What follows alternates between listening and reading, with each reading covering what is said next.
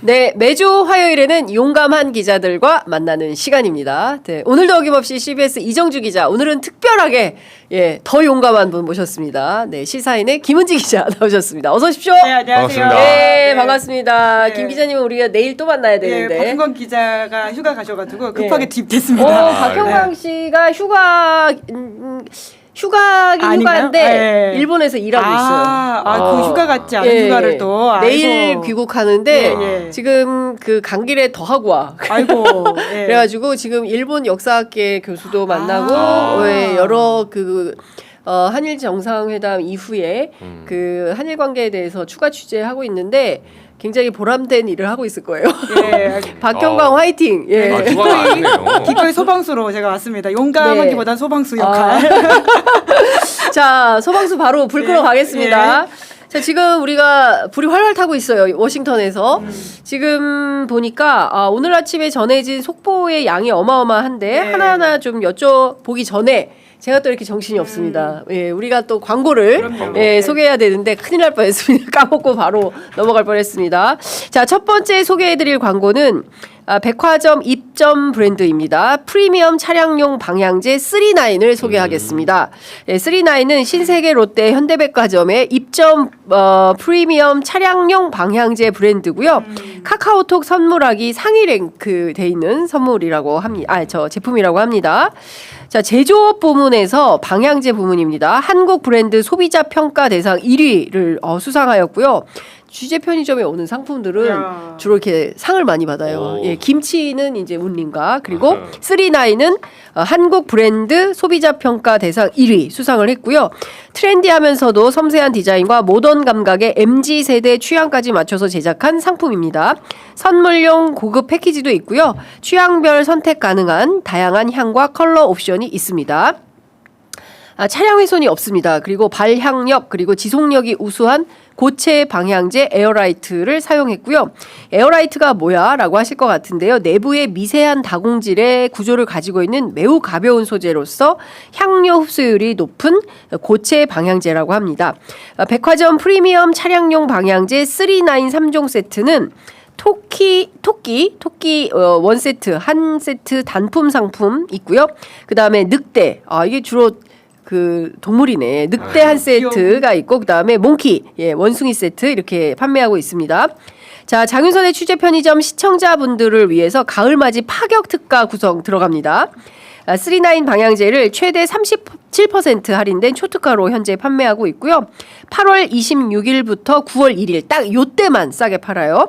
자, 8월 26일부터 9월 1일 요거 놓치면 또 비싸게 사셔야 됩니다.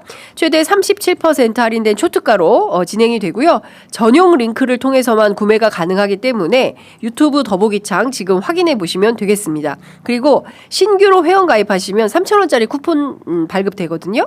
그리고 3만 원 이상 구매하시면 무료 배송까지 해드립니다. 저는 처음 봤어요. 저런 게 있구나. 방향제는 처음이에요. 방향제가 근데 점점 날이 갈수록 PPL이 화려해지고 있는 것 그렇습니다. 저 핑크색 너무 예쁘다. 근데 저 핑크색 토끼 인형이 그렇네요. 너무 예쁜데요. 이거 진짜 저게 방향제라는 거예요? 귀엽고 그러니까. 향기도 잡고. 근데 너무 예쁘다. 이쪽은 뭐예요? 이쪽은? 아까 늑대. 몽키. 늑대. 그렇구나. 특이하다. 그 MZ 세대들이 좋아할 것 같습니다. 우리는 저게 방향제인지를 몰라. 그냥 우리라고 자연스럽게. 죄송해요. 저는 우리로 하겠습니다. 죄송해요. 우리 죄송해요. MZ 세대 기자님들 죄송합니다. 아닙니다. 기능을 모두 잡았다. 그렇습니다. 자, 이거 우리 박형광 맞춤형인데 오늘은 우리 이정주 기자에게 기대를 세게 해보겠습니다. 자, 도쿄에 있는 방향제래. 도쿄에 있는 박형광을 대신해서 자, 우리 이정주 기자의 퍼포먼스 보도록 하겠습니다. 자, 이번에 소개할 제품은 예민한 여름 피부에 산뜻하게 사용하실 수 있는 글루타셀 스프레이 들어갑니다. 글루타셀은 피부가 건조하고 가려울 때도 좋지만 무더운 여름에 햇볕에 노출되거나 땀으로 인해서 피부가 민감해지는 분들이 많이 사용을 하게 되는데요. 자, 외출 전에는 선크림으로 피부를 보호하시고 외출 후에는 글루타셀로 피부를 진정시켜 주시기 바랍니다. 땀과 더위로 자극을 많이 받은 경우에 찬물로 확확 씻어버리고 산뜻하게 글루타셀을 뿌려주시면 자극받은 피부가 편안해질 수 있다고 합니다. 땀만 나면 긁어내는 어린아이들부터 약을 사용하기 곤란한 임산부들까지 땀과 햇볕에 민감한 피부라면 남녀노소 누구나 사용이 가능합니다. 특히 더운 날씨 때문에 피부가 예민해져서 좀 걱정이 된다 하시면 이 글루타셀을 시원하게 뿌려보시기를 강추드립니다. 여름 피부 그래요? 네. 여름 피부가 민감하신 분들은 전국에 있는 글루타셀 취급 약국과 인터넷에서 과학적으로 개발된 글루타셀을 찾아보시기 바랍니다. 구매 방법 말씀드리겠습니다. 유튜브 더보기 그리고 고정 댓글 링크를 클릭하시거나 검색창에 글루타셀을 검색해 주시기 바랍니다. 긁지 말고 꼭 뿌리시기 바랍니다. 네, 저희 시원해요, 화장을 진짜. 시원해요. 네, 오 네, 그렇구나. 네. 어때요? 아, 이거 피부가 아까 살짝 얼굴까지 괜찮죠? 발랐어요. 괜찮아졌는데? 네, 네. 오, 이 일본에 피부톤이 있는 달라. 박기자한테 갖다 줘야 되는데. 아 그렇네요. 일본이 엄청 습하고 맞아, 덥더라고요. 맞아. 진짜 덥. 네. 한국 더운 건 유도 아니더라. 진짜 덥다. 라는 말씀을 좀 드리겠습니다.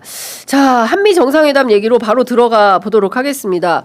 일단 이 얘기 러닝하면서 글루타셀 뿌려도 좋겠다. 어. 링크 어디서 보냐고 하시는데 링크 바로 링크. 뒤에 예, 링크. 예. 네, 들어갔습니다. 여기 광고 진짜 열심히 해 주시네요. 네, 저희가 모든 거 좀 열심히 하는 편이에요. 좀, 해외 취재 예. 가느라 돈 많이 썼어요. 진실이네. 팩트. 누군지 팩폭하네. 예, 신현관님 어떻게 알았어요? 정확하시네. 예, 저희가 좀 벌어야 됩니다. 예, 열심히 달리도록 하겠습니다. 한미 정상 미국도 갔어야 되는데 비자가 없어서 못 갔어요. 아쉬워요. 광고를 더 많이 해서. 예, 다음에 꼭 가도록 하겠습니다. 이게 순방 취재가 돈이 많이 들어요. 그죠. 예, 이게 또 그만큼 가치도 있고 아유. 너무 잘하셔가지고 이번에 네. 의미도 있고 재미도 있더라고요. 그러니까요. 예, 예. 너무 부러웠습니다. 예. 아니 근데 제가 재밌었던 게 뭐냐면 저희는 사실은 뒤에 에스컬레이터가 있는지도 몰랐어요. 거기 빈 의자가 그거밖에 없어가지고 어떻게 하다 보니까 저희가 스튜디오처럼 거기를 썼는데 에스컬레이터가 계속 왔다 갔다 다니면서 배경이 맞아요. 굉장히 역동적이었기 맞아요. 때문에 외국인이 계속 왔다 갔다 다녀가지고 그렇죠. 재밌었다고 이제 그런 평가를 해주시기도 했습니다. 자 어쨌든 미국으로 가도록 하겠습니다. 자 밤사이에 새벽에 전해진 한미 정상회담 전반적으로 어떻게 평가하십니까? 우리 김은지 기자부터 얘기 이제 듣겠습니다. 큰 거 잘 막았다라는 생각이 듭니다. 정말 걱정을 좀 많이 했었거든요. 게다가 정상회담 직전 3시간 전에 이제 트럼프 대통령이 본인 소셜 미디어에다가 굉장히 이게 뭐라고 해요? 가짜 뉴스를 올리지 않았습니까? 맞습니다. 윤석열이 연상되는 뭐 숙청과 혁명 같은 게 한국에서 일어난다라고 하는데 내가 새 대통령을 잘 만나겠다 이런 식의 이야기가 있어서 우리가 브라질처럼 혹시라도 뭔가 그런 것들을 괜히 꼬투리 잡혀가지고는 관세 협상이라든지 기타 등등의 국내 정치적 문제가 국제적으로 좀 비화되는 게 아닌가라는 걱정이 있었는데요. 그러니까 다행히 이재명 대통령이 트럼프 대통령을 만나가지고는 상황들을 굉장히 잘 설명을 했고 그에 대해서 바로 본인이 이제 오해했다라고 하는 말들을 정정하는 걸 끌어냈기 때문에 의미 있다는 생각이 들고요. 뿐만 아니라 그 트럼프 대통령이 화나게 웃는 장면들이 꽤 나오더라고요. 네. 그 피스메이커로서 역할을 해달라고 하는 이야기라든지 뿐만 아니라 그 북한의 골프장 그 트럼프 타워를 만들어서 맞아요, 골프를 치러 맞아요. 가자라고 예. 하니까 정말 그 좋아하는 너무 모습들을 감추지 아이처럼 못해서 좋아하더라고요. 예. 그러니까 여러모로 트럼프가라고 하는 큰 숙제를 잘 방어했다는 생각이 듭니다. 예, 우리 이정주 기자님 어떻게 보셨습니까? 그러니까 지금 그 미국 중심이라는 다자 구도가 가장 중요한 게 여기서 좋은 협상 결과라는 그 바로미터가 좀 달라졌어요. 지금은 따지고 보면 뭐 EU든 뭐 인도든 일본이든 좋은 협상을 해나간 나라는 없어요. 그렇게 따지면 다 관세 맞고 갔거든요. 근데 그렇게 봤을 때는 여기서는 그냥 선방만 해도 현재 있는 거 지키기만 해도 굉장히 잘한 거다. 어떻게 보면 정상회담에서 저 자리가 이제 젤렌스키 우크라이나 그러니까 대통령. 모욕당한 자리잖아요. 그리고 남아공 대통령 심지어 그러니까. 그렇죠. PPT까지 당하고. 당시에 무슨 백인 학살 농부 네. 뭐 이런 가짜 거 뉴스예요, 그것도. 네. 그러니까. 그런 거 꺼내가지고 뭐 서류 들고 망신 주기 하고 옆에서 저 옆에 이제 바로 부통령들 뭐 뛰어들고 맞아요. 아사리판 되는 어떻게 보면 망신 주기 그거를 트럼프 대통령이 약간 계획하기도 해요. 그쵸. 원래 쇼에 능한 사람이고 그쵸. 그러다 보니까 기선제압을 하는데 그걸 이재명 대통령이 굉장히 잘 막았다. 무엇보다도 아까 말한 대로 김은지 앵커가 말씀하신 대로 펄지, 뭐 레볼루션 이게 일종의 이제 부정선거. 그리고 처음에는 이게 뭐 윤석열을 의미한 듯한 네. 나중에 이제 트럼프 대통령이 지나가면서 최근에 이제 특검이 오산 공군기지 네. 말했던 그런 우리 측의 어떤 압색 얘기였는데 네. 이제 미군을 뭐 한 거 아니냐 그리고 교회 여의도 순복음 얘기한 거 그 압색 가지고 이제 어떻게 보면 조금 한번 잡고 들어오겠다는 거였거든요. 네. 근데 그 부분도 이제 오해였다고 하면서 현장에서 그런 영상이 나올 수도 있거든요. 잘못하면 내가 보니까 네. 교회 이렇게 압색하던데 네. 전혀 엉뚱한 영상을 들이대가지고 망신을 줄 수 있어요. 맞아요. 근데 사실 저게 위험한 게 뭐냐면 그런 망신을 줘버리면 잔상이 남는 거는 망신만 남아요. 네. 네, 사람들이 그걸 정정하고 그렇죠. 이건 아니다. 예. 그거 알 바 아닙니다. 사람들은 아직도 남아공 그게 사실인지 아는 사람도 있어요. 그 영상이 이 영상이 콩고 영상이니 알지도 못해요. 그래서 그러니까. 그걸 굉장히 잘 막았다. 네, 그리고 이제 북핵 말씀대로 한 걸음 더 나가고 조선업에 의해서 이제 제조업까지 같이 협력할 수 있다. 준비를 많이 한 것 같아요. 네, 그러니까요. 그 오늘 아침 보도에서 매복 공격은 없었다. 예. 네, 트럼프의 매복 공격은 없었다라는 이제 얘기가 나오고 있는데요. 이 얘기부터 좀 하죠. 송원석 비대위원장이 방금 전에 그 예. 한미 정상회담에 대해서 역대급 외교 참사다. 아이고. 그럴 줄 알았어요. 예, 라고 얘기를 아이고. 하면서 문재인의 혼밥을 뛰어넘는 수준의 홀대다. 큰일 났네요. 환대는커녕 홀대에 가까운 푸대접을 받았다. 예. 예, 이런 얘기를 하고 있어요. 내용상으로는 우리나라에서 관심을 가지고 있던 철강, 알루미늄 등에 대해서 제대로 된 답변을 받아오지도 못했다. 농산물 개방 수준이 어떻게 됐는지 국민들이 궁금해하는데 거기에 대한 답변은 전혀 없다. 굴종적인 외교, 역대급 외교 참사라는 얘기가 나오고 있다. 자기가 한 얘기인 것 같은데. 네. 이재명 정권 석 달도 안 되는 이 시점에서 국정 어디를 봐도 정상적으로 작동되는 곳이 없다. 이분들 어떻게 해야 됩니까? 그러게요. 김은지 기자님. 그러니까 저는 정말 그 트럼프 앞에서 그러니까 그 직전에 말씀하신 그 기습 공격 같은 메시지를 내고 약간 협상에서 뭔가 우위를 점하려고 했던 트럼프의 네, 네, 모습에서 상대적으로 차분하게 대응했던 이재명 대통령의 모습을 보면서 그러니까 굉장히 실용적이다라는 평가를 많이 받고 있지 않습니까? 네, 네. 그러니까 이념주의적인 윤석열이 그 자리에 있었다면 예. 오히려 정말 그 송원석 비대위원장이 이야기하는 그 굴종 외교와 같은 여러 가지 사건들이 일어났을 거라는 생각이 들고요. 네. 그러니까 하다못해 바이든이 만나주지 않은 것 때문에 삐져가지고는 뒷담화를 하다 걸려서 국내 정치적인 뿐만 아니라 국제 정치적인 어떤 큰 비화가 일어났던 예. 게 윤석열이라고 하는 예. 사람의 외교였는데 예. 좀 그걸 이런 식으로 끌고 와가지고 이야기한다는 것 자체가 참 너무 저런말 하는 스스로도 안 믿지 않을까라는 생각이 들기도 그러니까요. 하고요. 그러니까 굉장히 그러니까 야당은 비판해야 되는 목소리를 가지고 있기 때문에 익숙한 지나간 유행가처럼 이야기를 하고 있는 모습이긴 하지만 네, 네. 적어도 오늘의 성과가 좀 있다면 그거는 인정해주고 그 이후에 비판을 하는 것이 훨씬 더 잘 들릴 텐데 예. 너무 앞뒤 없이 비판해버리니까 좀 귀담아 듣기 어렵다는 생각이 예. 듭니다. 근데 송원석 비대위원장은 정상회담 내용은 안 들었나 봐요. 안 듣고 그에 앞서 나온 가짜 뉴스만 본 거 아닌가라는 생각이 좀 드는데 뭐 미국에 도착한 이재명 대통령이 홀대를 받았다라고 하면서 윤석열 전 대통령 때는 뭐 화동이 나오고 군악대가 있었는데 이번에는 없었다. 뭐 이런 주장을 한 거예요. 근데 그건 기본적으로 네. 이제 국빈 의전이 아니기 때문에 국빈 방문이 아니기 이번에 때문에 생기는 실무회담 것이거든요. 아니에요? 네. 그러니까 아마 송문석 비대위원장도 다 알 겁니다. 이제 그럼에도 불구하고 주장을 해야 되는 상황이니까 그러니까 뭔가 소위 말하는 트집 잡듯이 보이는 지점들이 있어 보이는데요. 예. 그러니까 비판할 건 당연히 비판할 수 있는데 정확한 팩트 안에서 비판을 해야 되는데 예. 너무 좀 이거는 끌어와서 한다라는 생각이 그러니까. 들고요. 그러니까 하다못해 제가 어제 이제 오늘 새벽에 트럼프 그 기자회견에서 가장 좀 재밌게 봤던 장면이 그러니까 그 압수수색 관련해 가지고 이재명 대통령이 이제 특검 한국의 국회에서 승인을 받은 특검의 활동이고 사실관계를 좀 설명하겠다라고 네네. 이야기하고 있지 않습니까? 예. 쭉 그걸 듣고 나서 트럼프 대통령이 이제 미스언더스탠딩이라고 말을 하면서 근데 그거 정신 나간 잭 스미스 아니냐 막 이런 식의 예, 얘기를 하는데요. 예. 그게 본인 특검 이야기거든요. 잭 스미스가 트럼프 입장에서 자기를 괴롭히는 특검인데 예. 그러니까 네 말 들어보니까 이거 좀 이야기 안 되는 것 같네라는 취지의 이야기를 하면서 그 넘어가고 심지어 옆에서 벤스가 굉장히 막 웃어요. 예. 이런 것만 보더라도 트럼프는 3시간 전에 했던 이야기를 이미 잊어버리고 이 자리에서는 본인 기분 좋은 거에 빠져가지고는 예. 이제 아예 다른 이야기를 하고 있는 건데 혼자만 지금 국민의힘만 다른 세상에 조금 시간을 예. 살고 있는 것 같다라는 생각이 그러니까요. 듭니다. 근데 그에 앞서서도 그 지금 보면 그 밤 사이에 좀 소동이 났잖아요. 트럼프가 그렇죠.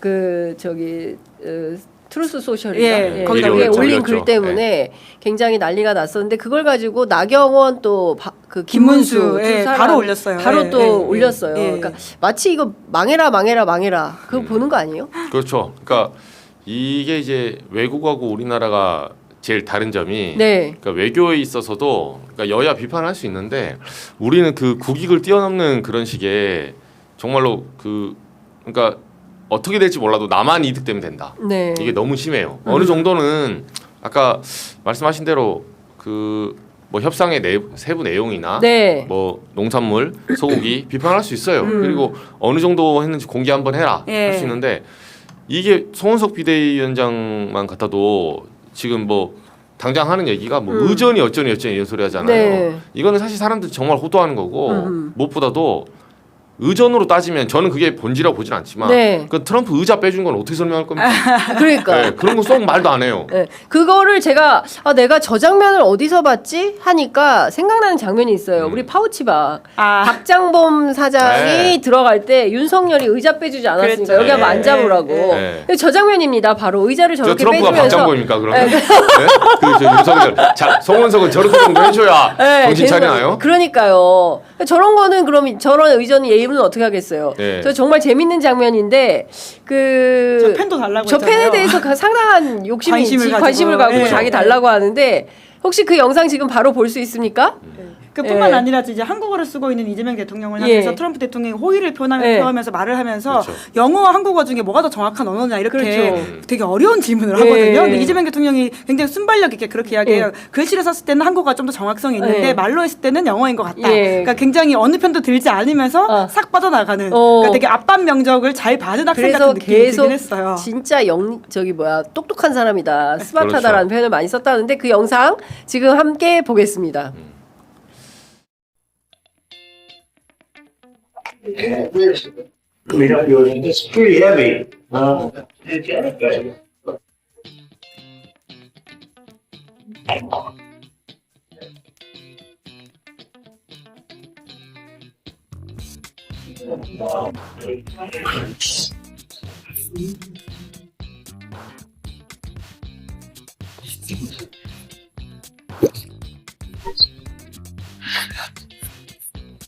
Is that your pen? Do you want to take it with you? I'll grab that pen. You know what I like is the writing is beautiful. The thickness. Oh, it's nice. You know, the ball, sign with your pen. I don't like the ballpoints, you know. And 볼펜 벽에 앉아있어 볼펜 this is made by in your country. Oh 어디 yeah. 만든 건가요? 네. 대통령께서 하신 그 아주 어려운 사인에 이용할 겁니다. I'll use it because for me, I like that kind of writing. I like that felt. 제가 영광이지. I don't like a ballpoint. Right? 볼펜은 I won't use it, but I'm going to keep it because I don't want to use it. I want to have it as an honor and keep it in a very important place. And I have gifts for you. Before we leave, you have to remember. And I have some great gifts for you and your people. We always have to remember that a lot of times, and then people will rush out. I say, "Oh, I forgot to give the gifts." 이 선물 진짜 너무 저는 한편으로는 좀 귀엽더라고요. 트럼프가 저렇게 쓰는 거에 관심이 많구나. 아직도 저런 거에 관심이 많은 연세시구나라는 생각이 좀 들었는데 방금 전에 대통령실에서 내놓은 자료에 따르면 죄송합니다. 트럼프 대통령을 위해서 아이고 죄송합니다. 우리 측이 준비한 선물 리스트가 있는데요. 1번 금속 거북선. 예, 실제 조선업 종사자가 제작한 거북선으로 전통과 현대를 우리 조선 기술의 우수성을 알리고자 했다는 거고요. HD 현대중공업 오정철 명장이 직접 만들었다고 합니다. 그리고 두 번째는 국산 골드파이브 수제 맞춤형 퍼터. 예, 트럼프 대통령 심장 등 체형에 맞게 한국에서 제작했다고 하고요. 미국의 45대 47대 대통령도 역대 차수와 대통령 트럼프 성함 이름을 각인해서 줬다고 하고요. 모자. 빨강 모자는 트럼프, 하얀 모자는 멜라니아 여사용으로 각각 했다고 하고요. 트럼프가 평소에 마가 모자를 애용하기 때문에 카우보이 마가 모자는 착용한 적이 없어가지고 특별히 제작을 우리가 했다고 합니다. 그리고 펜, 방금 보신 저 펜은 오늘 선물한 서명용 펜이라고 하고요. 이 펜은 원래 선물용으로 준비한 건 아니라고 해요. 뺏긴 건가? 네, 이재명 대통령이 공식 행사 시 서명용으로 사용하려고 제작을 했던 건데 2달에 걸쳐서 수공으로 제작한 펜 케이스에 서명하기 편한 심을 넣어서 제작을 했다고 하고요. 펜 케이스에는 태극 문양과 봉황이 각인이 되어 있다고 합니다. 어쨌든 이런 선물들에 대해서도 상당히 각별한 관심이라고 해야 됩니까? 뭐 그런 게 있었던 것 같습니다. 예. 자, 그리고 지금 속보가 지금 들어오고 있습니까? 네. 네. 들어왔네. 국민의힘 전당대회 결과가 어떻게 나와가지고 됐어요? 장동혁 후보가 이겼습니다. 오, 제가 어제 장도영 후보가 될 것 같다. 아, 역시 유일하게 맞춘 예. 장윤선 야, 기자. 저는 예. 김문수로 배팅했는데. 저도 김문수로 다들 이제 배팅했거든요. 김문수로 배팅을 하는데 어떻게 그렇게 생각하신 거예요? 자, 한겨레 TV 보고 있습니까? 아니 왜냐하면 엄청납니다. 아니 저는 전환길의 힘이라고 생각해요. 야. 전환길 국민의힘이 아니에요. 극우의 힘, 전환길의 힘 예. 이렇게 되는 겁니다. 예. 그러니까 일단 저희가 그 얘기는 좀 천천히 나중에 해보도록 하고요. 예. 뭐 특별한 그러니까 그럴 줄 알았기 때문에 그냥 보도록 하고요. 그 중요한 건 다시 또 저희가 좀 돌아가서 예. 굉장히 의미 있는 얘기들이 굉장히 많이 나왔어요. 다 떠나서 저는 그 김정은을 만나고 네. 싶다라는 거고 중국 가는 비행기에 이재명 너 같이 탈래? 거의 네, 이렇게 그거네. 나온 거잖아요. 그러니까 그 트럼프의 관심이 남북 관계, 북미 관계, 그 다음에 미중 관계 개선에 상당히 포커스가 맞춰져 있다. 그의 관심은 노벨 평화상이구나. 그렇죠. 이재명 대통령이 그래서 그런 것들 굉장히 잘 건드리는 발언들을 그렇습니다. 이끌어 갔는데요. 예, 예. 그러니까 심지어는 그러니까 트럼프 대통령이 이제 일기 재임 때는 한반도 평화가 좀 좋았는데 당신이 사라지고 나니까 한반도가 좀 안 좋아진 것 같다는 취지의 이야기를 하면서 네. 돌아와가지고는 다시 이제 북미 관계 진전이라든지 한반도 평화를 위해서 좀 애써달라는 취지의 이야기를 했는데요. 그러니까 뿐만 아니라 지금 중동이라든지 러시아 우크라이나 전쟁이라든지 이런 데서 그 성과를 내고 있지 않느냐. 그래서 이제 너의 마지막 종착지가 이쪽이어야 된다라는 식의 이야기를 하면서 에이펙에 와가지고는 역할을 좀 해달라는 식의 이야기를 했는데 오겠다라는 이야기를 했거든요. 네. 그런 것만 보더라도 하반기 연이어질 굉장히 국제 무대의 중요 이슈들이 한국에서 벌어질 가능성이 크다라는 생각이 들고요. 그 우리 정부의 역할도 더 덩달아 올라가는 것이기 때문에 되게 중요한 그 어떤 기로에 우리가 서 있다는 생각이 듭니다. 그렇군요. 어쨌든 저는 올해 안에 외교 일정이 굉장히 많습니다. 이제 9월에 유엔 총회가 있고요. 10월에 10월 말, 에이펙이 있고 그 다음에 12월에 한중일 네. 정상회의가 일본이 호스트예요. 어쨌든 이시바 총리가 한국 과거사에 대해서 셔틀 외교 복원을 통해서 상당하게 진전이 된다면 올해 안에 우리에게 진짜 응어리가 맺혀 있는 그런 문제들에 대해서 어떤 입장을 밝힐지 좀 귀추가 주목이 되고 당장 이시바는 9월에 자민당 총재가 될 거냐 말 거냐 예. 이 고비인데 최근에 여론조사 분위기가 좀 이재명 대통령 덕분에 여론조사가 상당히 올라가는 것 같아요. 그래서 분위기가 좋아지면 뭐 그 가능성도 있지 않냐라는 전망도 있고 동시에 지금 보면 북미 관계 그리고 또 남북 관계 또 트럼프는 지금 그 러시아하고의 관계도 굉장히 그렇죠. 좋은 거죠. 푸틴하고도 친하고 스트롱맨을 좋아하죠. 스트롱맨을 좋아하고 뭐 이런 거여서 국제 관계에 상당한 변화가 올 수도 있겠다라는 예. 생각이 좀 듭니다. 1호기 기자간담회 혹시 보셨어요? 봤습니다. 1호기 기자간담회에서 저는 제일 재밌었던 게 이시바식 카레에 대해서 노코멘트. 카레 맛은 밝히지 않겠다. 비공개하겠다. 맛이 없었나 봐요. 아니 또 뭐 굳이 카레까지 맛있다고 할 이유는 카레가 원래 그 제가 물어봤어요. 같이 드신 분들한테 아니 그 일본에 있는 이제 물어봤더니 묘하게 막 섞어서 뭐 그러니까 일단은 뭐가 학교 다른가 다닐 보죠? 때 예. 4년간 먹었던 예. 카레 이시바가 대학 시절에 먹었던 카레인데 이 카레가 뭐 특별한 게 아니라 일본 양이 많고 이시바가 좀 많이 예. 드시는 스타일인가 봐요. 그래서 예. 양이 많고 이것저것 다 때려 넣어가지고 하는 거다. 그러니까 무슨 특징이 있는 카레는 아니다. 그쵸. 뭐 레시피가 특별하거나 이런 건 아니다. 어려운 시절에 먹었던 부대찌개죠. 거의 그런 분위기. 예. 아니 근데 참 이재명 대통령도 재밌는 것 같아요. 네. 그러면 대충 의례적으로 이야기할 만한데 또. 맛있었습니다 이러면 되는데 굳이 또 숨기지 않아요. 마음속의 진실을 숨기지 않고 맛은 비공개하겠습니다. 뭐 맛이 없다고 안 한 게 얼마입니까? 그러니까요. 예. 근데 어쨌든 그 1호기 기자간담회도 상당히 이제 주목을 받았던 것 같습니다. 예. 왜냐하면 대통령이 이제 기자간담회를 통해 가지고 내세울 수 있는 메시지라고 하는 것들도 굉장히 중요할 뿐만 아니라 그러니까 원래 예정이 없던 깜짝 기자간담회라는 점에서도 전 중요하다고 생각을 하고요. 예정했던 것보다 더 길어져 가지고 1시간 가량 대통령의 지금 현재 국제 정세 인식이라든지 심지어는 국내 정치와 관련된 질문도 그러니까요. 받아가지고 예. 이야기를 해서 사실 오늘 아침자 사설 같은 경우에는 특히 정청래 대표를 겨냥한 여러 가지 사설도 나올 정도로 그러니까 여러 가지 지점에서 대통령의 인식을 볼 수 있는 중요한 네. 기자간담회였다 생각이 들고요. 예. 특히나 이제 김여정 관련해 가지고도 이야기가 있지 않았습니까? 좀 부정적인 이야기를 한 것에 대해서도 오히려 더 나한테 관심이 있는 것 같다라는 취지로 해석을 하고, 그러니까 뭔가 더 해보겠다라는 이야기를 하고 있기 때문에 아 대통령이 꽤 단단히 준비를 했구나라는 생각이 들어서 어떤 점에서는 이번에 좀 기대해볼 만하겠다라는 생각을 했거든요. 근데 직전에 트럼프발 그러니까, 정말 이게 터져가지고. 폭탄이 있었는데 네. 그래도 정말 잘 막았다. 예, 다시금 그거는 정말 강조하고 싶습니다. 그러니까요. 그 이제 중요한 것은 저는 이번에 이재명 대통령이 CSIS 연설을 오늘 아침에 예. 했는데요. 그러니까 미국 현지 시간으로는 저녁 시간이 되는 거겠죠. 그래서 그 연설을 했는데 그 연설에서 지난 세월, 그러니까 저는 그 얘기 들으면서 살짝 울컥했는데. 대한민국이 정말 그 을사늑약으로 120년 전에 나라를 빼앗기고 정말 그 피땀 눈물 통해서 얼마나 많은 선열들이 독립운동을 했습니까? 그렇게 해서 1919년 3.1 만세운동을 하고 19년 4월에 우리가 상해 임정을 수립을 하고 그리고 친일파 청산을 제대로 못 해가지고 해방이 됐지만 분단 사회를 겪고 지금 이 순간까지도 분단 체제를 유지하고 있고 그러면서도 군사 독재를 통해서 민주화 운동을 하고 그 역사를 고스란히 다 녹여가지고 CSIS 연설을 했어요.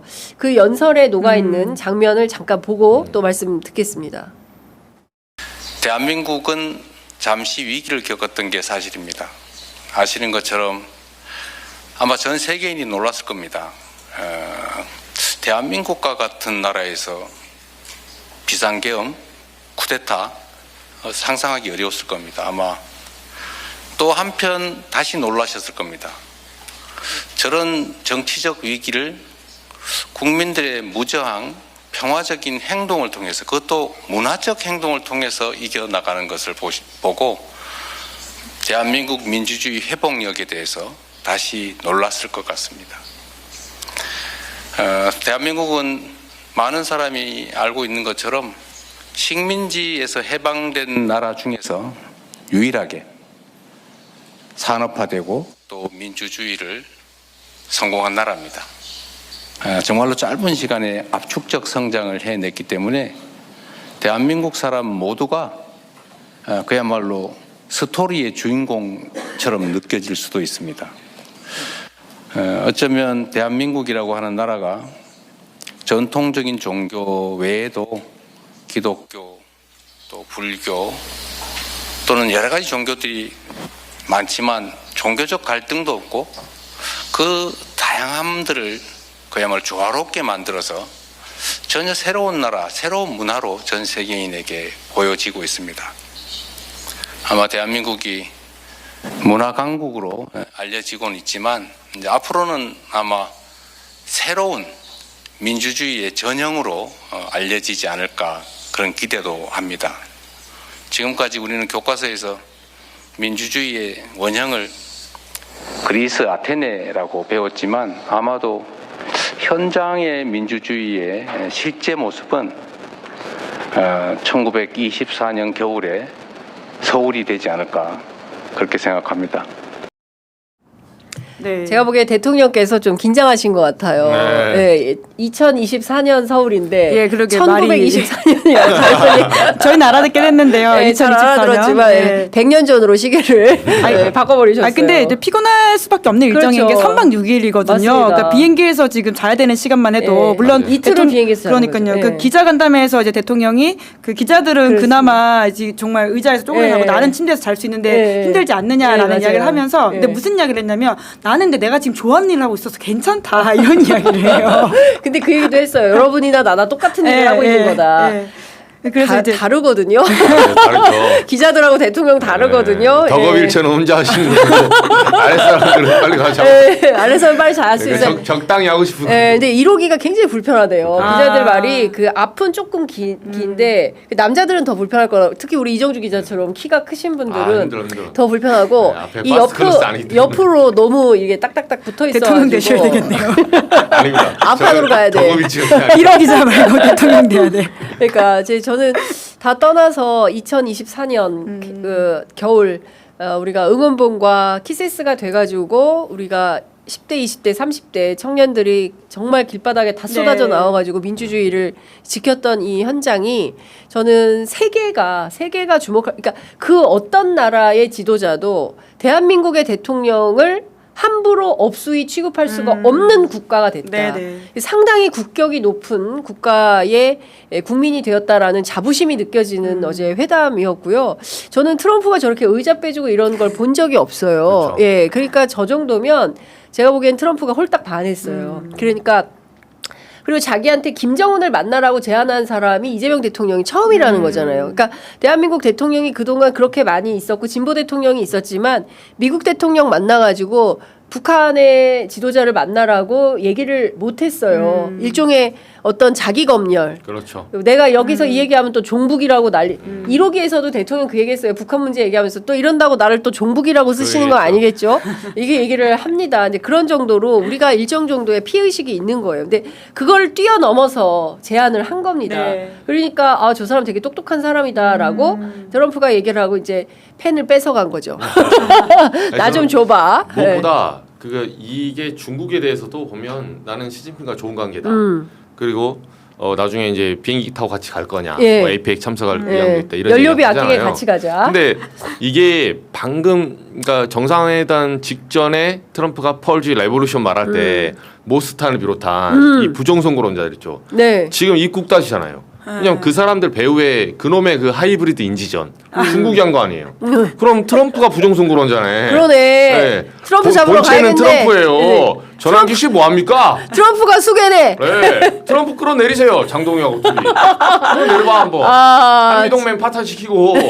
근데 이게 논리도 안 맞는 거예요. 그러니까요. 왜 네. 중국하고 좋은 관계라는 트럼프는 가만둡니까? 그러니까. 이 사람들은 딱 자기 보고 싶은 것만 보고 메시지 나오면 그거 딱 포획해서 잡으려고 언제나 선동 준비돼 있고 배후에는 중국이 우리나라 서버 장악했다.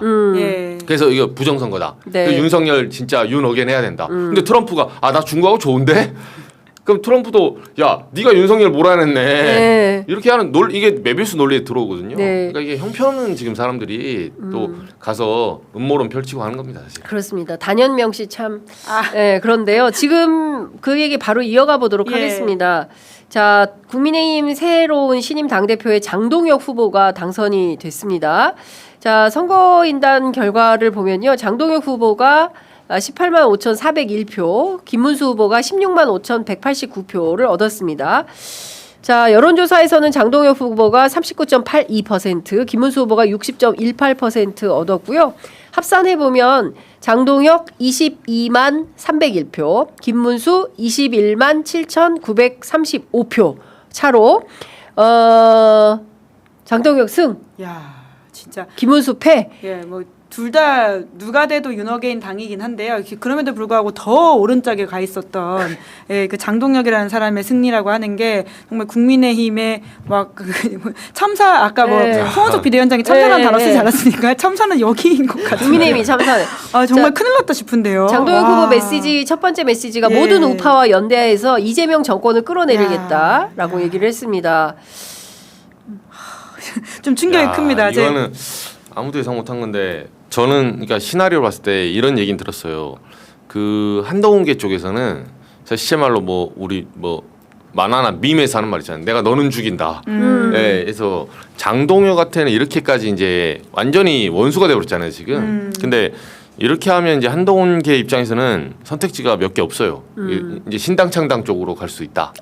네, 이 얘기가 나오더라고요. 예. 그러니까 김문수까지는 오케이. 예. 김문수 어쨌든 표면적으로는 포용하겠다 했으니까. 네. 김문수 후보 맨날 그러니까 그것 때문에 사실은 공격을 받았던 건데 네. 이제 태극기들한테 왼쪽에서 보면 소위 말해서 이준석하고 그러니까 바깥에 있는 이준석과 뭐 한동훈까지 나는 포용해서 가겠다 이 얘기를 했던 거고 장동혁은 그 필요 없다고 하는 사람이에요. 네. 네, 그래서 내년에 사실 지방선거 하기 전에 공천 학살 나오죠. 그렇죠. 예, 네. 그리고 포용은 불가능해요 사실상. 네. 그리고 장동혁이 일어설 수 있는 토대가 반한동훈이거든요 지금.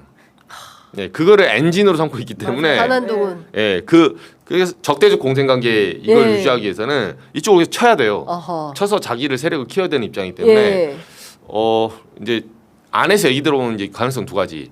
한동훈 걔가 비롯해서 이제 개혁 세력이 나가서 신당창 당하거나 아니면 연말에 이제 비대위 갑니다. 잘못하면. 네, 그러니까 장동혁을 꺾어가지고 네. 네, 당내 세력이 왜냐하면 저게 보면 지금 여론조사에서는 현격한 차이가 났거든요. 예. 근데 당원에서 강성당원으로 밀어붙인 거예요.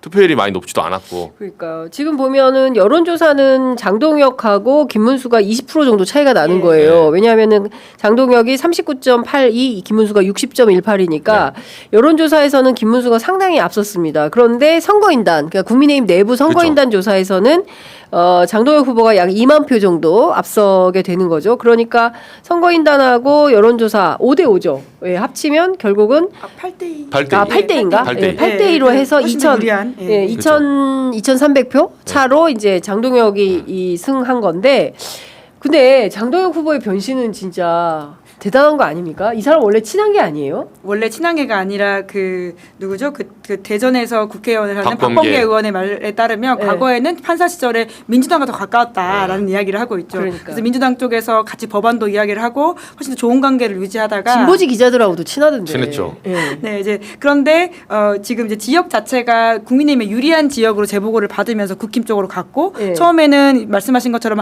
한동훈계로서 수석 최고위원을 하지 않았습니까? 맞습니다. 정말 놀라운 일인데 이분이 12월 3일 날 계엄해제 투표를 하셨습니다. 심지어 개혁 예, 해제. 계엄해제 당일날 투표했어요. 계엄 해제해야 된다고. 계엄 해제해야 된다고. 예. 왜냐면 그때 한동훈 걔가 다 같이 빨리 국회에 예, 가가지고 해제해야 된다고 해제해야 했으니까요. 된다고. 근데 그 이후에 놀랍게 변신을 함으로써 저희가 심지어는 개몽된 게 아니냐는 농담을 그러면 할 너 정도로 계엄해제에 찬성했으니까 문제다라는 지적은 왜 안 나오는 거예요? 그거에 전화기가 대해서도 엎어진 전당대회 거예요? 때 충분히 했는데요. 아. 그러니까 계엄은 그렇게 했지만 난 탄핵은 반대했다. 이런 식으로 가면 안 된다라는 식의 논의를 네, 또 네. 펼치고 있습니다. 어. 그래서 사실 뭐 앞뒤가 다 안 맞죠. 야, 장동혁의 변신은 진짜 놀랍고도 신비롭네요. 그렇죠. 예. 근데 이 사무총장 할 때 제가 만나봤거든요. 네. 만나봤는데 저기가 이제 한동훈계 약간 그 수장처럼 네. 그러니까 한동훈의 오른팔처럼 행동을 했었어요. 맞아요. 네. 예. 근데 장동혁을 좀 유심히 본 사람들이 그 얘기하더라고요. 저 사람 자체가 그러니까 대학교 때부터 네. 대학교 때부터 대통령 하겠다고 하고 다녔다고 하더라고요.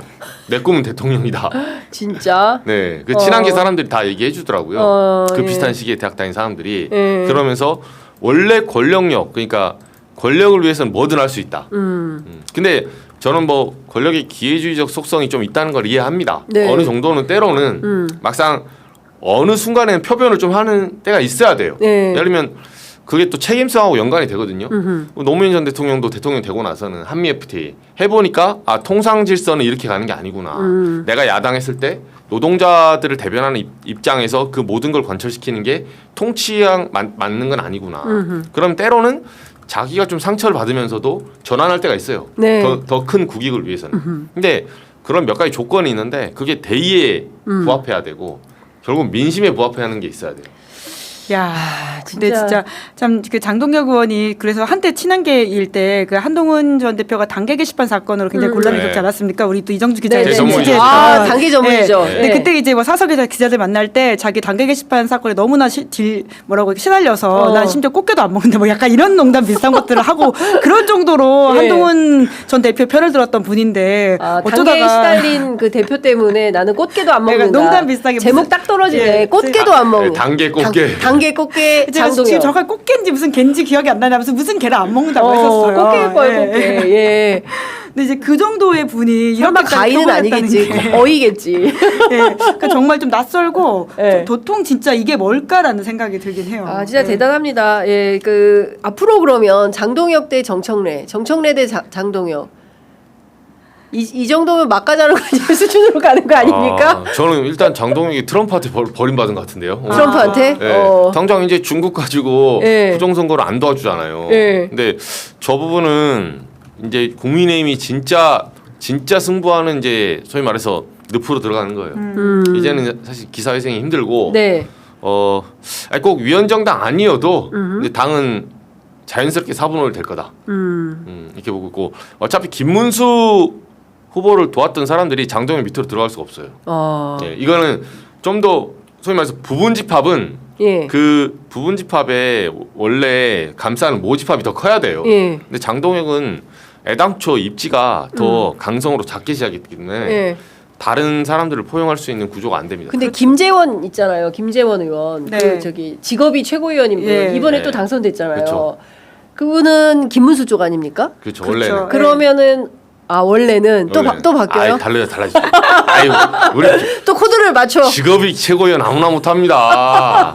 직업이요, 직업. 직업이 네. 야 그럼 또 코드를 맞춰서 또 이번에는 네. 또 갈아탑니까? 네. 장동혁으로? 아이, 표현할 수 있죠. 대단합니다. 진짜 네. 이 국민의힘의 놀라운 변신들은 진짜 어마어마하다라는 생각이 좀 드는데 근데 진짜 현장에 또 후배의 말에 따르면 그 22일에 이제 투표를 하고 거기서 이제 절반 넘게 되는 사람이 없어가지고는 결선에 간 거지 않습니까? 네네. 그 당시 전대에서도 장동혁 후보가 1등을 했다고 합니다. 오. 와, 이러니까 진짜 이 강성당원이라고 하는 사람들의 영향력이라고 하는 게 진짜 이 애초에 룰 세팅을 8대 2로 하면서 정말 헤어날 수 없는 굴레에 들어가게 됐다는 생각이 들고요. 오늘 심지어는 장동혁 의원이 수락 연설을 하면서 뭐라고 했냐면, 그러니까 새로운 미디어 환경이 만들어낸 승리다. 유튜브. 예라고 본인을 평가했다고 하네요. 그리고 발표되기 직전에는 그러니까 그 사회자가 그 김문수 후보와 장동혁 후보 각각한테 뭐 멘토가 누구냐 이렇게 물어봤더니 김문수 후보는 이승만이라고 했는데 장동혁 후보는 신앙이라고 했다고 합니다. 네? 신앙. 신앙.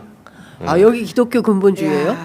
야, 그 아버지가 목사님이시잖아요. 네, 그래서 지난번에 이제 그 전당대회 때 네. 이제 목회자처럼 네. 삿대질하면서 삿대질은 목회자하고 상관이 없는데 네. 약간 그런 식의 이제 뭐 간증하는 이런 영상 아니냐 네. 이런 식으로 많이 나왔죠. 조만간 루비오처럼 뭐 저기 이마에 검은 십자가 긋고 나와서 돌아다니는 거 아니에요?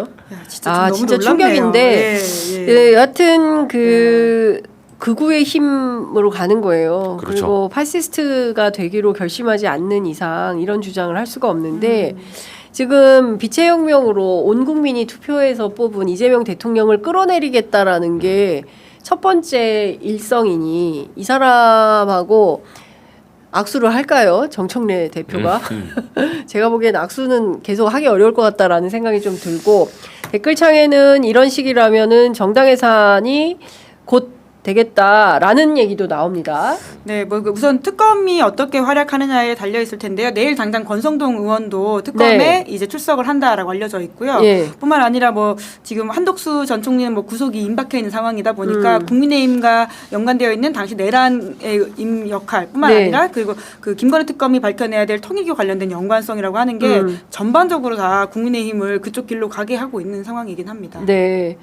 자, 그러면 지금 신동욱, 김문수, 김재원, 양향자. 그렇죠? 그리고 김민수. 김민수, 김민수, 김민수. 예. 그다음에 청년 최고 우재준. 예. 네. 그다음에 그 손수조 후보는 된 건가요? 안 됐죠. 떨어졌어요. 우재준. 우재준만 된 거죠. 네. 그러면은 이 구성은 어떻게 최고위원들의 구성은 어떻게 봐야 돼요? 지금 전체적으로 보면 우재준 한 명 빼고는 사실 대체로 친윤으로 봐야 되는데 이제 신동욱 전 대변인이 그 약간 그 가운데 있는 사람. 네. 찬탄마타 가운데 있는 사람이고 예. 뭐 김재원 후보는 제가 말씀 직업 최고위원. 그냥 장동혁 네. 쪽으로 그 분류하시면 됩니다. 예. 네, 그리고 나머지는 장동혁을 따라갈 거예요 지금 전반적으로. 뭐 전반적으로. 네.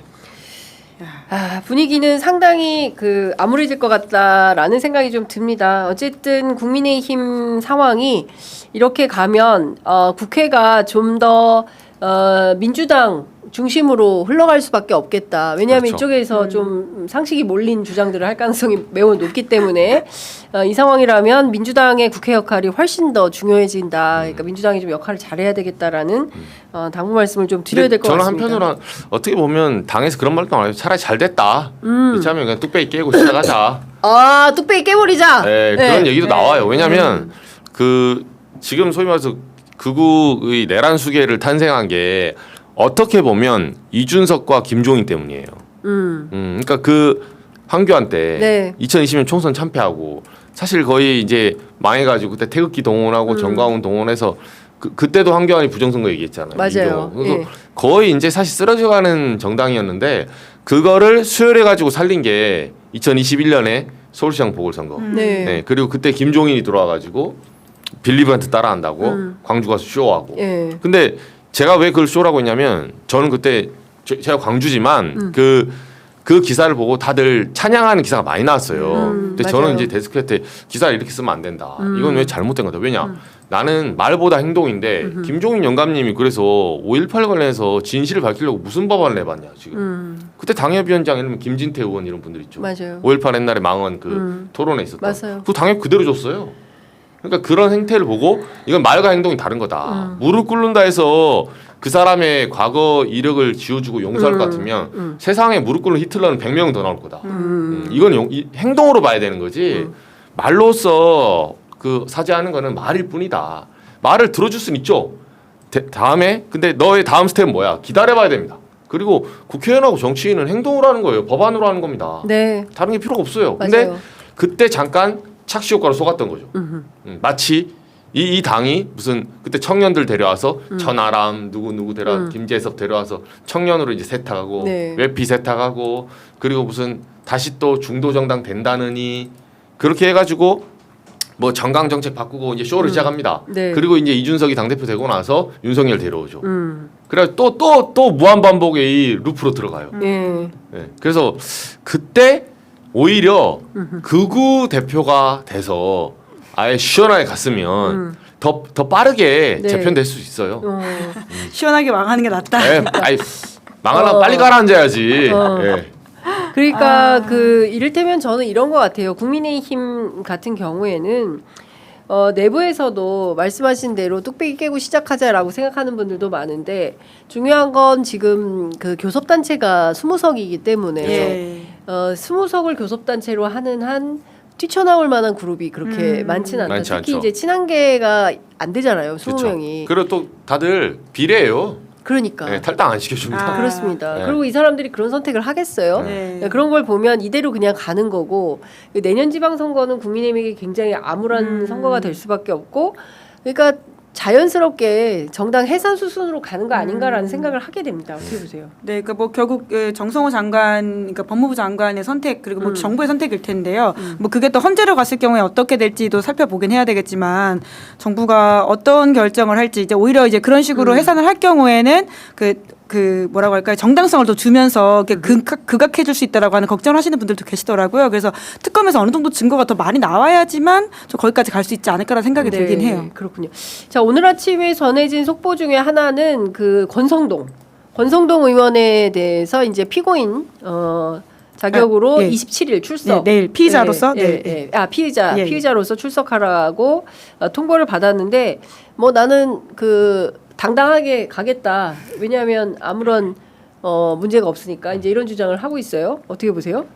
네, 조사 잘 받으시고. 원래 뭐 검찰 들어가기 전에 다 그렇게 네, 가죠. 조사 잘 받으시고. 네. 윤석열도 당당하게 들어가서 김건희도 당당하게 들어가서 수갑차고 있습니다. 지금. 그렇습니다. 다 당당하게 들어와서 수갑 차고 이런데 예. 그 오늘 저희가 관련해서 이거는 저희가 좀 안 들어도 될 것 같은데 그 어쨌든 지금 뭐 5분 정도 남아 있는데 다 떠나서 국민의힘 같은 경우에는 그냥 패퇴의 길로 가는 것 같다라는 생각이 그러게요. 좀 드네요. 네. 그러니까 뭐 다음은 사실- 윤석열입니까? 예. 그리고 또 이제 뿐만 아니라 그 이철규 의원 같은 분들 그렇습니다. 그리고 사실 추경호 의원이 가장 또 네. 내란 관련해 가지고는 그렇죠. 많은 의심을 받고 있는데 이제 그 수사가 얼마나 쉬울지는 잘 모르겠습니다만은 추경호 의원도 이제 그런 선상에 올라가 있는 사람이 확실해 보이긴 하고요. 네. 이제 그런 지점에서 내란 특검에서 어느 정도 숙성됐을 때 부르냐만 남아 있는 것 같긴 합니다. 그렇습니다. 어쨌든 지금 막 여러 가지 축들이 동시다발로 돌아가는데 그러니까 정부 사이드에서는 한일, 한미 두 그 외교 무대가 상당히 성공적이었다라는 예. 평가가 나오는 것 같습니다. 다만 그 선제적으로 국방비 증액은 우리가 하겠다라고 이재명 대통령이 CSIS 연설에서 얘기를 했어요. 그러니까 사실은 안보 현안이 제일 큰 이슈가 될 거다라고 했는데 정작 트럼프하고의 회담에서는 그 얘기가 전혀 나오지 않았습니다. 네. 농산물에 대해서도 전혀 언급이 없었어요. 그리고 나서 선제적으로 CSIS 연설에서 우리가 국방비를 올리겠다. 그리고 스마트 강군을 하겠다. 이제 이런 얘기를 합니다. 예. 어느 정도나. 예. 근데 사실 이제 이재명 대통령이 그래서 굉장히 뭐라고 할까요? 어떤 면에서는 우리의 존재감이 좀 적다라고 이제 비판하시는 분들도 계시고 그리고는 너무 아부하는 거 아니냐 이렇게 이야기하는 사람들도 있을 수 있는데요. 근데 그건 트럼프라고 하는 상대에 대한 분석이 굉장히 좀 부족한 비판이라는 생각이 들고요. 그러니까 굉장히 강성으로 나가거나 혹은 논리적으로 나가거나 가르치려듯이 했을 때 그 결과가 스위스 39% 관세 협상이거든요. 맞아요. 심지어는 그 대통령이 너무 놀래가지고는 스위스에서 미국으로 날아갔더니 만나주지도 않을 정도로 굉장히 큰 참패와 망신을 당한 바가 있어서 네. 그러니까 결국은 이런 외교 무대에서의 성과라고 하는 것은 그러니까 실력이라고 하는 것은 성과로 드러날 수밖에 없는 거기 때문에 이 과정상에서 무엇이 있든지 간에 예. 결과로서 증명하는 것에 대해서 평가해야지 어떤 그 태도라든지 무엇이 좀 부족했다라고 하는 것들은 좀 뭐라고 할까요? 좀 아쉬운 비판이라는 생각이 들긴 합니다. 그렇습니다. 전반적으로 트럼프를 제대로 분석을 해서 트럼프가 원하는 트럼프 맞춤형 협상을 마쳤다라는 평가가 가능할 것 같아요.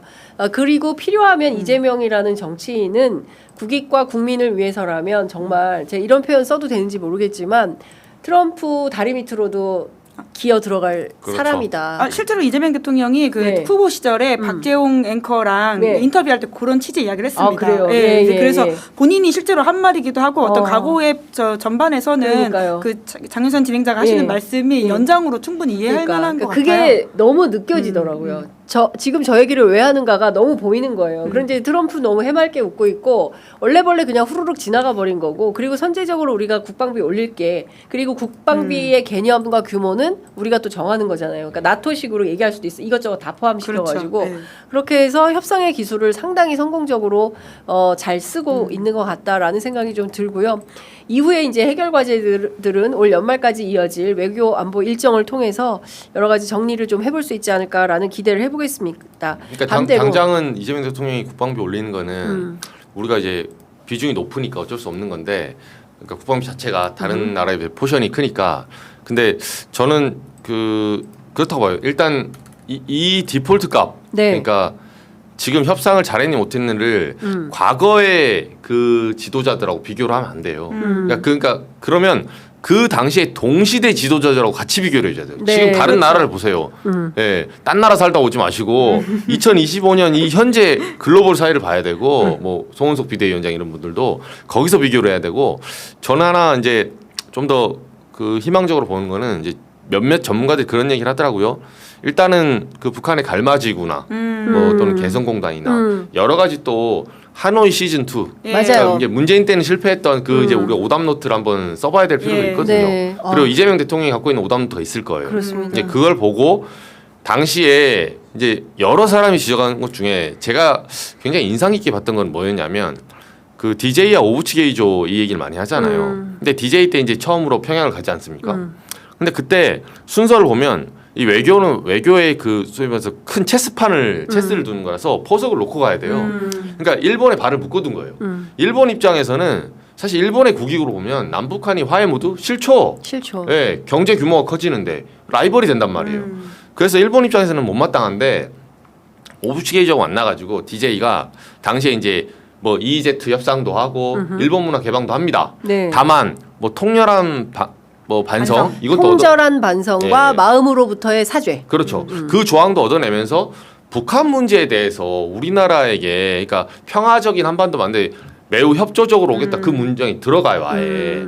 그러니까 사실 그 락을 걸어놓기 때문에 나중에 DJ의 운신의 폭이 넓어져요. 일본도 당연히 예전에 민간인 뭐 납치 문제가 있기 때문에 북한에 매번 그 얘기 하거든요. 근데 이번에도 들어가 있어요. 예, 한일 협상을 먼저 했었기 때문에 DJ가 그 김대중 대통령이 김정일과 그 평화 모드를 시도할 때도 일본도 선제적인 협약이 있었기 때문에 할 말이 없던 거예요 사실은. 또 나랑 같이 이렇게 하기로 했잖아. 네. 한반도 평화를 위해서 협조하기로 했잖아 북한하고. 네. 마찬가지죠. 지금 이시바 총리랑 했던 거 뭐 우리 내에서는 구력 외교니 제3자 뭐 강제징용 이 배상안 뭐 완벽하게 못 받아니 그 부분에 대해서 조금 부족하게 생각할 수도 있어요. 근데 저는 이제 생각하는 게 이재명 대통령의 오답 노트가 있을 거다. 네. 그래서 지금 추세로 보면 일본 같은 경우도 일본 이시바 총리 같은 경우도 딱히 남북 화해 모드에 지금 태클을 걸 수 있는 상황은 아니거든요. 이 부분은 어느 정도 잡고 들어온 거예요. 네. 그리고 트럼프와 이제 과거의 통미봉남을 깨고 네. 지금 이제 다리를 잇는 그 과정이잖아요. 네. 그러면 개성공단 열릴 수도 있고 그걸 통해서 우리나라가 국방비 그 조금 올린 거에 비해서 훨씬 더 많은 안보 비용을 절약할 수도 있어요. 맞습니다. 예. 이정주 기자가 외교안보에도 상당한 해안이 있으시네요. 많이 주워 들었습니다. 굉장히 장윤선 선배가 많이 알려주셔서. 아니 그 하노이 시즌 2가 열린다라는 거 굉장히 중요한 예. 관전 포인트입니다. 저도 사실은 그걸 생각을 하니까 이제 다시 또 가슴이 뛰기 시작하는데 우리가 그 도보다리 회담을 통해서 얼마나 많은 그 네.